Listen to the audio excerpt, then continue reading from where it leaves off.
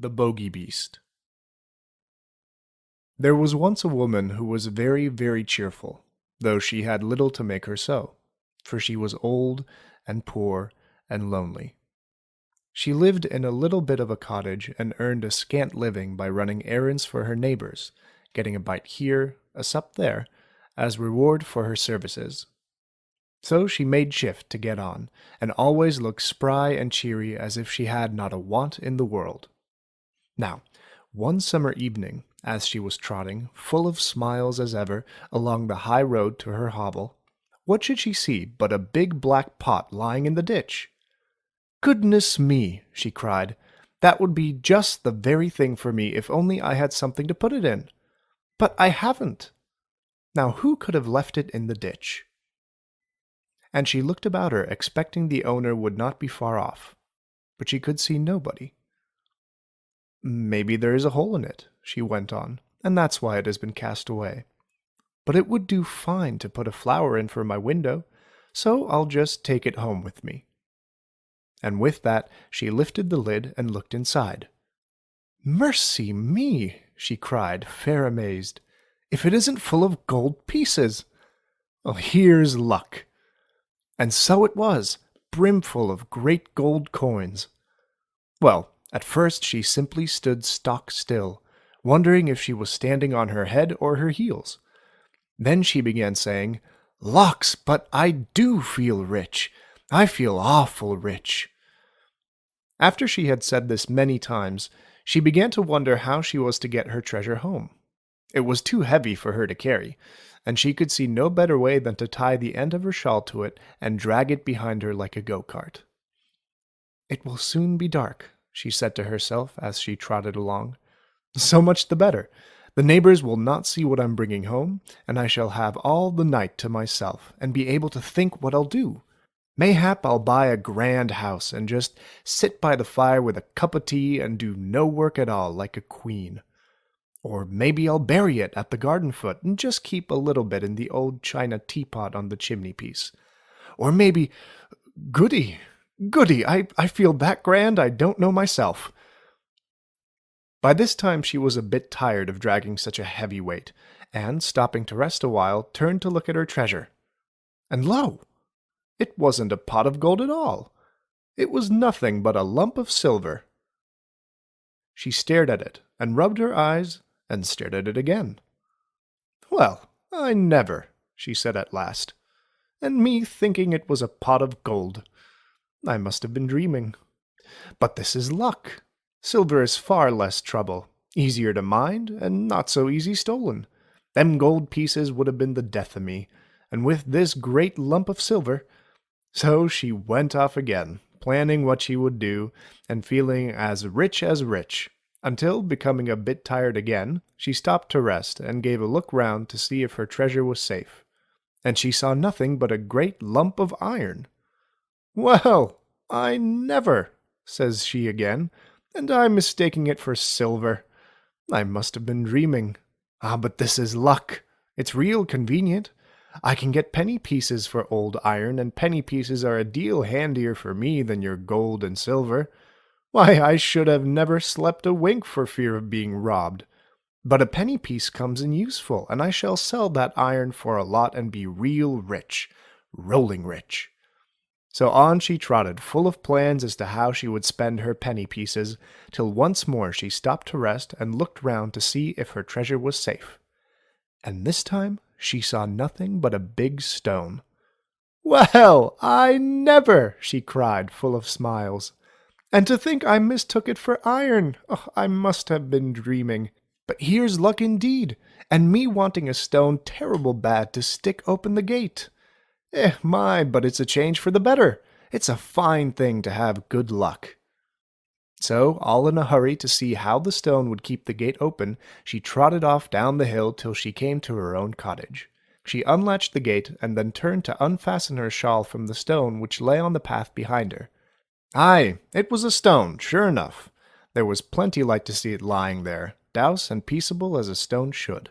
So she bent over it to unfasten the shawl, and when— oh my! All of a sudden it gave a jump, a squeal, and in one moment was as big as a haystack.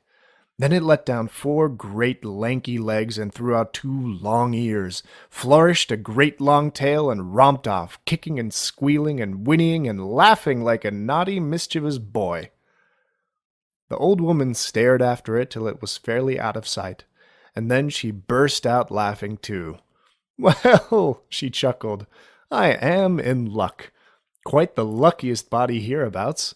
Fancy me seeing the Bogey-Beast all to myself, and making myself so free with it, too. My goodness, I do feel that uplifted, that grand." So she went into her cottage and spent the evening chuckling over her good luck. How Jack went to seek his fortune. Once on a time there was a boy named Jack, and one morning he started to go and seek his fortune. He hadn't gone very far before he met a cat. "Where are you going, Jack?" said the cat. "I am going to seek my fortune." "May I go with you?" "Yes," said Jack. "The more the merrier." So on they went, jiggelty-jolt, jiggelty-jolt. They went a little further, and they met a dog. "Where are you going, Jack?" said the dog. "I am going to seek my fortune." "May I go with you?" "Yes," said Jack, "the more the merrier."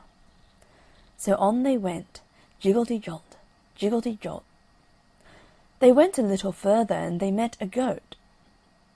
"Where are you going, Jack?" said the goat. "I am going to seek my fortune." "May I go with you?" "Yes," said Jack, "the more the merrier."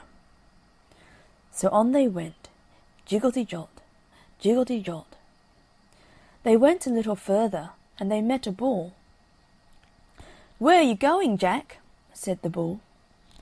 "I am going to seek my fortune." "May I go with you?" "Yes," said Jack, "the more the merrier." So on they went, jiggelty-jolt, jiggelty-jolt. They went a little further, and they met a rooster. "Where are you going, Jack?" said the rooster. "I am going to seek my fortune." "May I go with you?" "Yes," said Jack, "the more the merrier." So on they went, jiggelty-jolt, jiggelty-jolt. Well, they went on till it was about dark, and they began to think of some place where they could spend the night. About this time they came in sight of a house, and Jack told them to keep still while he went up and looked in through the window. And there were some robbers counting over the money. Then Jack went back and told them to wait till he gave the word, and then to make all the noise they could. So when they were all ready, Jack gave the word, and the cat mewed, and the dog barked, and the goat bleated, and the bull bellowed, and the rooster crowed, and all together they made such a dreadful noise that it frightened the robbers all away. And then they went in and took possession of the house. Jack was afraid the robbers would come back in the night, and so when it came time to go to bed, he put the cat in the rocking chair, and he put the dog under the table, and he put the goat upstairs, and he put the bull down cellar, and the rooster flew up onto the roof, and Jack went to bed. By and by the robbers saw it was all dark, and they sent one man back to the house to look after their money. Before long he came back in a great fright, and told them his story. "I went back to the house," said he, "and went in and tried to sit down in the rocking chair, and there was an old woman knitting, and she stuck her knitting needles into me." That was the cat, you know. "I went to the table to look after the money, and there was a shoemaker under the table, and he stuck his awl into me." That was the dog, you know. "I started to go upstairs, and there was a man up there threshing, and he knocked me down with his flail." That was the goat, you know. "I started to go down cellar, and there was a man down there chopping wood, and he knocked me up with his axe." That was the bull, you know. "But I shouldn't have minded all that if it hadn't been for that little fellow on top of the house, who kept a-hollering, "Chuck him up to me! Chuck him up to me!" Of course, that was the cock-a-doodle-doo. Tattercoats. In a great palace by the sea there once dwelt a very rich old lord, who had neither wife nor children living, only one little granddaughter, whose face he had never seen in all her life. He hated her bitterly, because at her birth his favourite daughter died, and when the old nurse brought him the baby, he swore that it might live or die as it liked, but he would never look on its face as long as it lived. So he turned his back and sat by his window, looking out over the sea, and weeping great tears for his lost daughter, till his white hair and beard grew down over his shoulders, and twined round his chair, and crept into the chinks of the floor, and his tears, dropping on to the window ledge, wore a channel through the stone, and ran away in a little river to the great sea. Meanwhile his granddaughter grew up, with no one to care for her, or clothe her. Only the old nurse, when no one was by, would sometimes give her a dish of scraps from the kitchen, or a torn petticoat from the rag bag, while the other servants of the palace would drive her from the house with blows and mocking words, calling her Tattercoats, and pointing to her bare feet and shoulders, till she ran away crying to hide among the bushes. So she grew up, with little to eat or to wear, spending her days out of doors, her only companion a crippled gooseherd, who fed his flock of geese on the common. And this gooseherd was a queer, merry little chap, and when she was hungry, or cold, or tired, he would play to her so gaily on his little pipe that she forgot all her troubles, and would fall to dancing with his flock of noisy geese for partners. Now one day people told each other that the king was travelling through the land, and was to give a great ball to all the lords and ladies of the country in the town near by, and that the prince, his only son, was to choose a wife from amongst the maidens in the company.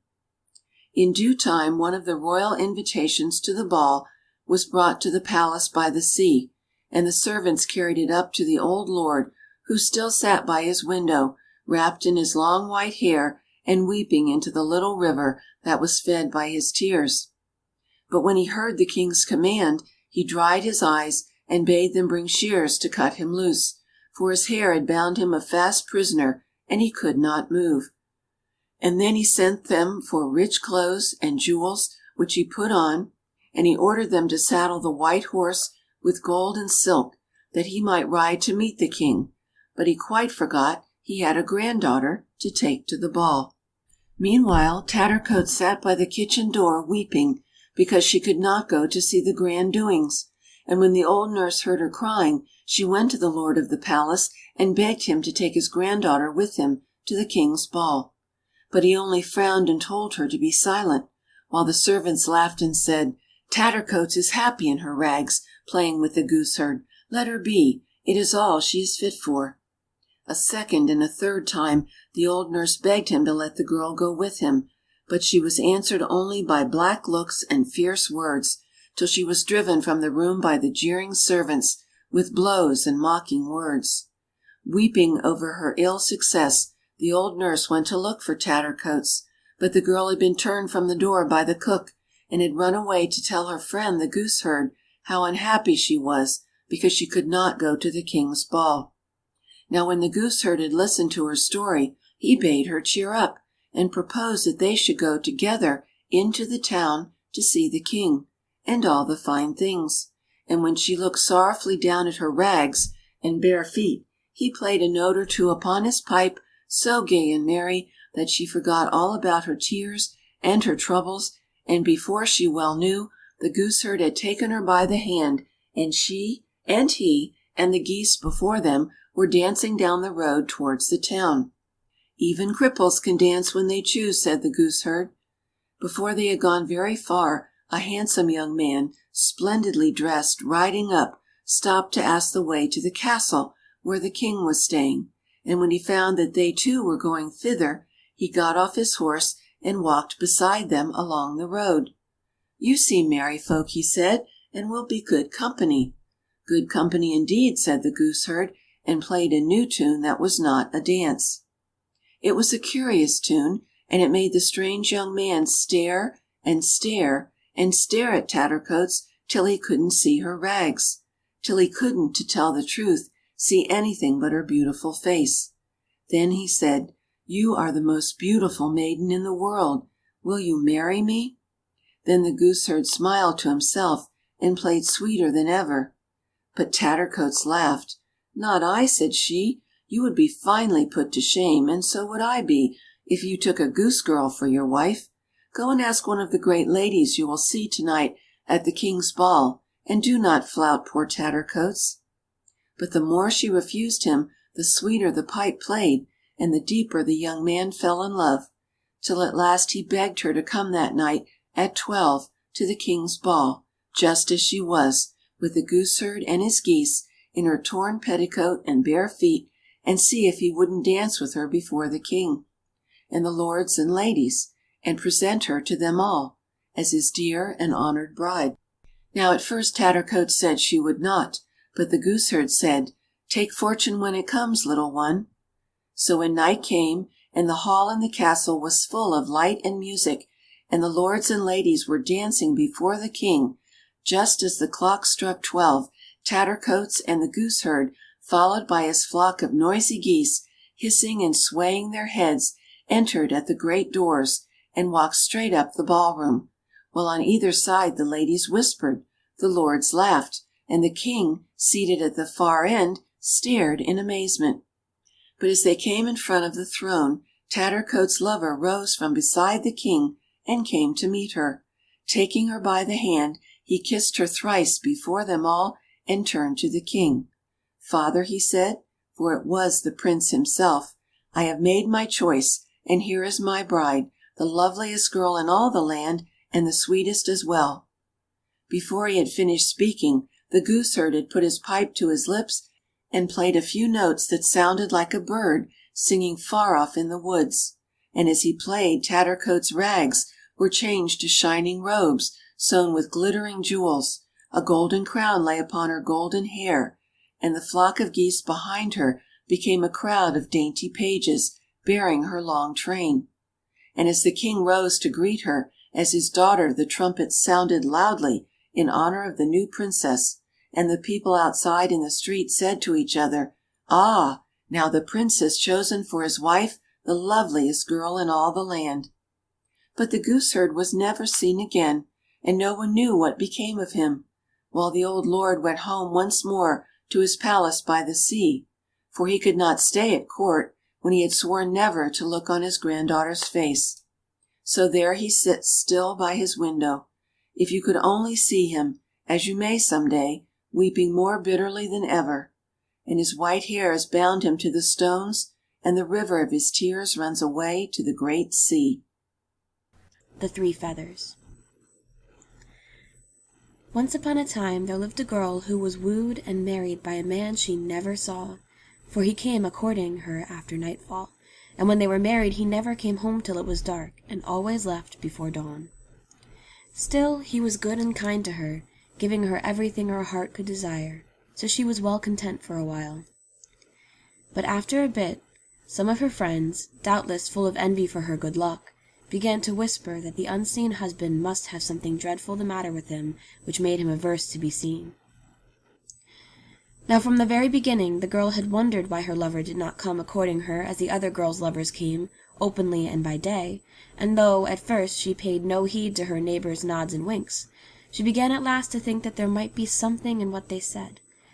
So she determined to see for herself, and one night when she heard her husband come into her room, she lit her candle suddenly, and saw him. And lo and behold, he was handsome as handsome, beautiful enough to make every woman in the world fall in love with him on the spot. But even as she got her glimpse of him, he changed into a big brown bird, which looked at her with eyes full of anger and blame. "Because you have done this faithless thing," it said, "you will see me no more, unless for 7 long years and a day you serve for me faithfully." And she cried with tears and sobs, "I will serve 7 times 7 years and a day, if you will only come back. Tell me what I am to do." Then the bird husband said, "I will place you in service, and there you must remain and do good work for 7 years and a day, and you must listen to no man who may seek to beguile you to leave that service. If you do, I will never return." To this the girl agreed, and the bird, spreading its broad brown wings, carried her to a big mansion. "Here they need a laundry maid," said the bird husband. "Go in, ask to see the mistress, and say you will do the work, but remember you must do it for 7 years and a day." "But I cannot do it for 7 days," answered the girl. "I cannot wash or iron." "That matters nothing," replied the bird. "All you have to do is pluck 3 feathers from under my wing close to my heart, and these feathers will do your bidding, whatever it may be. You will only have to put them on your hand and say, 'By virtue of these 3 feathers from over my true love's heart, may this be done,' and it will be done." So the girl plucked 3 feathers from under the bird's wing, and after that the bird flew away. Then the girl did as she was bidden, and the lady of the house engaged her for the place. And never was such a quick laundress, for, see you, she had only to go into the wash-house, bolt the door, and close the shutters, so that no one could see what she was at. Then she would out with the 3 feathers, and say, "By virtue of these 3 feathers from over my true love's heart, may the copper be lit, the clothes sorted, washed, boiled, dried, folded, mangled, ironed," and lo! there they came tumbling onto the table, clean and white, quite ready to be put away. So her mistress set great store by her, and said there never was such a good laundry maid. Thus 4 years passed, and there was no talk of her leaving. But the other servants grew jealous of her, all the more so because, being a very pretty girl, all the men servants fell in love with her and wanted to marry her. But she would have none of them, because she was always waiting and longing for the day when her bird husband would come back to her in man's form. Now one of the men who wanted her was a stout butler, and one day as he was coming back from the cider house, he chanced to stop by the laundry, and he heard a voice say, "By virtue of these 3 feathers from over my true love's heart, may the copper be lit, the clothes sorted, boiled, dried, folded, mangled, and ironed." He thought this was very queer, so he peeped through the keyhole, and there was the girl sitting at her ease in a chair, while all the clothes came flying to the table, ready and fit to be put away. Well, that night he went to the girl, and said that if she turned up her nose at him and his proposal any longer, he would up and tell the mistress that her fine laundress was nothing but a witch, and then, even if she were not burnt alive, she would lose her place. Now the girl was in great distress what to do, since if she were not faithful to her bird husband, or if she failed to serve her 7 years and a day in one service, he would alike fail to return.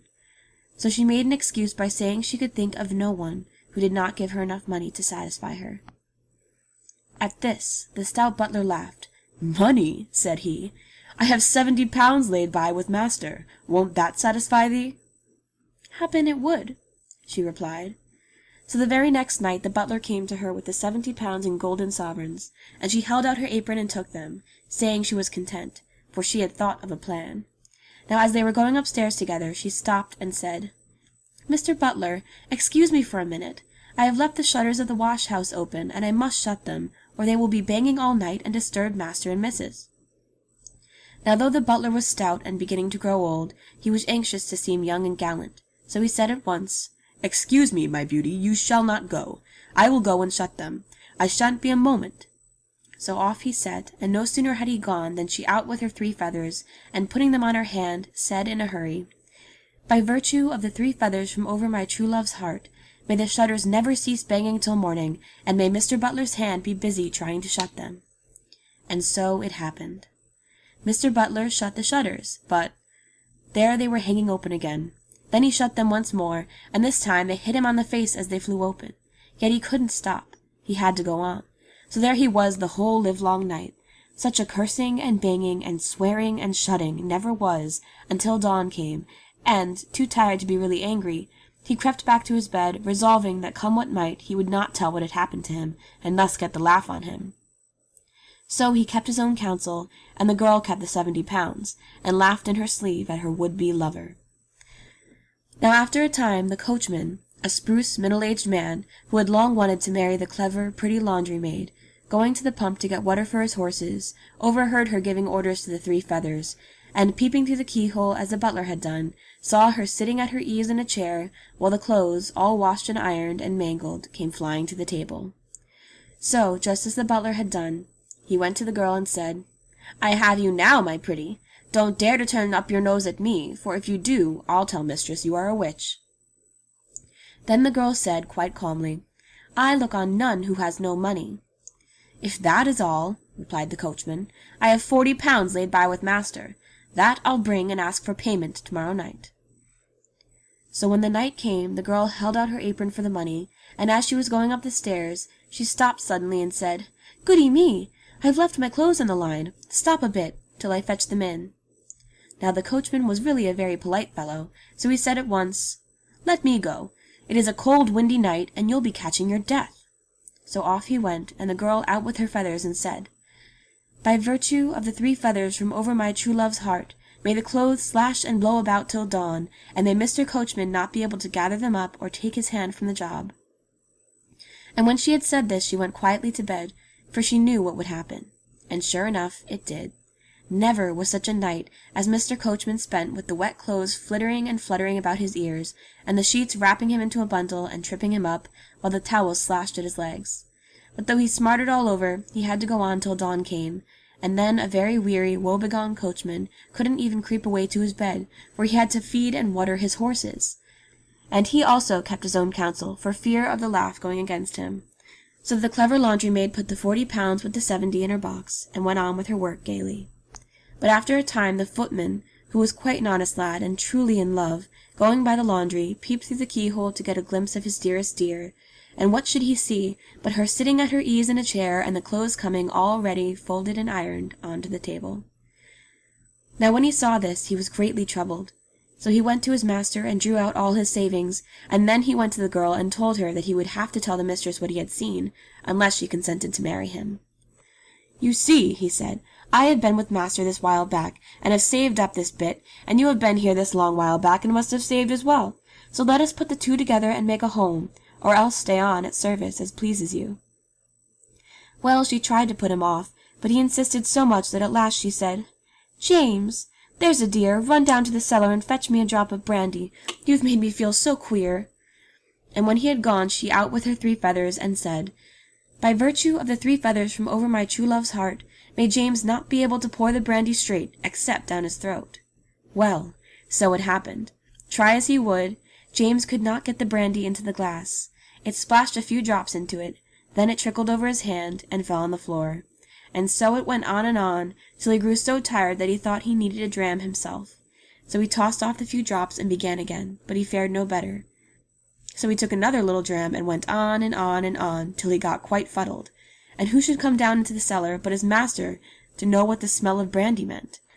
Now James the footman was truthful as well as honest, so he told the master how he had come down to get the sick laundry maid a drop of brandy, but that his hand had shaken so that he could not pour it out, and it had fallen on the ground, and that the smell of it had got to his head. "A likely tale," said the master, and beat James soundly. Then the master went to the mistress, his wife, and said, "Send away that laundry maid of yours. Something has come over my men. They have all drawn out their savings as if they were going to be married, yet they don't leave, and I believe that girl is at the bottom of it." But his wife would not hear of the laundry maid being blamed. She was the best servant in the house, and worth all the rest of them put together. It was his men who were at fault. So they quarrelled over it, but in the end the master gave in, and after this there was peace, since the mistress bade the girl keep herself to herself, and none of the men would say aught of what had happened for fear of the laughter of the other servants. So it went on until one day, when the master was going a-driving, the coach was at the door, and the footman was standing to hold the coach open, and the butler on the steps all ready, when who should pass through the yard, so saucy and bright, with a great basket of clean clothes, but the laundry maid. And the sight of her was too much for James the footman, who began to blub. "She is a wicked girl," he said. "She got all my savings, and got me a good thrashing besides." Then the coachman grew bold. "Did she?" he said. "That was nothing to what she served me." So he up and told all about the wet clothes and the awful job he had had the livelong night. Now the butler on the steps swelled with rage until he nearly burst, and at last he out with his night of banging shutters. "And one," he said, "hit me on the nose." This settled the 3 men, and they agreed to tell their master the moment he came out, and get the girl sent about her business. Now the laundry maid had sharp ears, and had paused behind a door to listen, so when she heard this she knew she must do something to stop it. So she out with her 3 feathers, and said, By virtue of the 3 feathers from over my true love's heart, may there be striving as to who suffered most between the men, so that they get into the pond for a ducking." Well, no sooner had she said the words than the 3 men began disputing as to which of them had been served the worst. Then James up and hit the stout butler, giving him a black eye, and the fat butler fell upon James and pummeled him hard, while the coachman scrambled from his box and belaboured them both, and the laundry-maid stood by laughing. So out comes the master, but none of them would listen, and each wanted to be heard, and fought and shoved and pummeled away until they shoved each other into the pond, and all got a fine ducking. Then the master asked the girl what it was all about, and she said, "They all wanted to tell a story against me because I won't marry them, and one said his was the best, and the next said his was the best, so they fell a-quarrelling as to which was the likeliest story to get me into trouble. But they are well punished, so there is no need to do more." Then the master went to his wife and said, "You are right. That laundry-maid of yours is a very wise girl." So the butler and the coachman and James had nothing to do but look sheepish and hold their tongues, and the laundry-maid went on with her duties without further trouble. Then when the 7 years and a day were over, who should drive up to the door in a fine gilded coach but the bird-husband restored to his shape as a handsome young man? And he carried the laundry-maid off to be his wife again, and her master and mistress were so pleased at her good fortune that they ordered all the other servants to stand on the steps and give her good luck. So as she passed the butler she put a bag with 70 pounds in it into his hand, and said sweetly, "That is to recompense you for shutting the shutters." And when she passed the coachman she put a bag with 40 pounds into his hand, and said, "That is your reward for bringing in the clothes."